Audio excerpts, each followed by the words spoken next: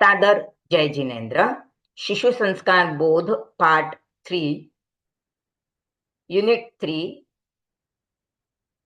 Lesson 1 परमेष्ठी वंदना।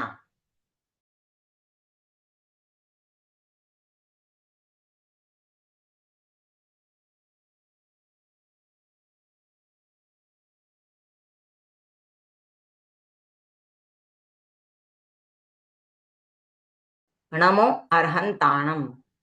सहज निज आलोक से भासित स्वयं संबुद्ध है। धर्म तीर्थंकर शुभंकर वीतराग विशुद्ध है। गति प्रतिष्ठा त्राणदाता आवरण से मुक्त है। देव अर्हन दिव्य योगज अतिशयों से युक्त है। नमो सिद्धाणम।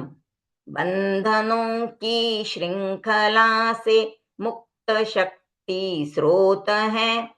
सहज निर्मल आत्मलय में सतत ओत प्रोत है। दग्ध कर भव बीज अंकुर अरुज अज अविकार है। सिद्ध परमात्मा परम ईश्वर अपुनरवतार है। नमो आयरियाणम। अमलतम आचार धारा में स्वयं निष्णात है। दीप समशत दीप दीपन के लिए प्रख्यात है। धर्म शासन के धुरंधर धीर धर्माचार्य है। प्रथम पद के प्रवर प्रतिनिधि प्रगति में अनिवार्य है। नमो उवच्छायाणम।